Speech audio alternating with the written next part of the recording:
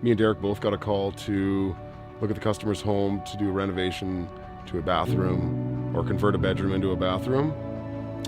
I felt a lot of concern from the homeowner about the expenses of that project and the effects that would have on their family for the rest of their life. And I felt like their child was still just a young little girl, and they shouldn't have to deal with those challenges at that age. And I knew immediately that I wanted to do this project. I didn't really know what the project looked like, but I knew immediately I was going to do something. You know, with Build Love, this is, I think, going to be a true testament of what the community is able to provide to a small family that is in need. And that small contribution that everyone's going to be making is able to really change someone's life. So when we walked through the house for the first time, it was apparent that their existing layout and the doorways and some of the things that they had in their existing house it's not functional anymore. It's not functional for her growing. It's not going to be functional as her walker gets bigger, if she moves to a wheelchair. So we had to come at this from a design standpoint of accessibility and function. And we weighed the things she likes to do. She's 8, she plays the harp, she bakes, she does more adult things in a day than I do.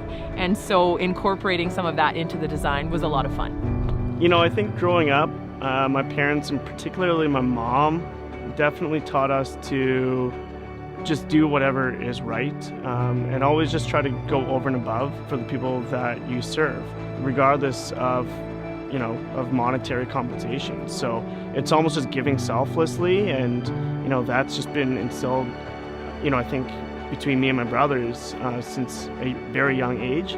So for us to be involved with the Build Love project, I think is just another chapter of that. I just couldn't imagine. I couldn't imagine going through day-to-day life in a house that, potentially doesn't have the things that your child needs to live day to day.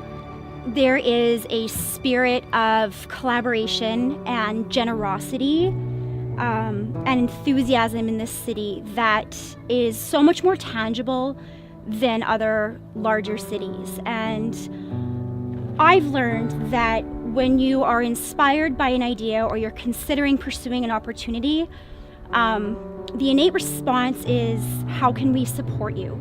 People are really committed to and excited by watching their peers really thrive, and they're committed to celebrating that success. And I think that is at the core, that is so important to growing as a community. I think a community is really only as strong as how unified the people who live in it are. Yeah, I think both individually and from collaborative construction perspective, we've been really hunting for that opportunity that we can actually, showcase and maximize the skills that we bring to the table every day. And I think that's, not just with us, but that's all the partners that are getting involved. They're looking at it and saying, instead of just being involved from a sponsorship perspective, which is also very important, but if you can actually utilize the skills that you do on a day-to-day basis, you're going to maximize that benefit that you can deliver for the person.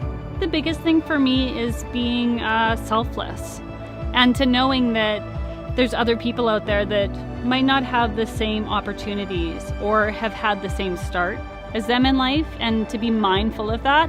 And no matter how busy and preoccupied you are within your own life, to take a moment, step back, and if you have a skill set you can bring to the table, step in and help others.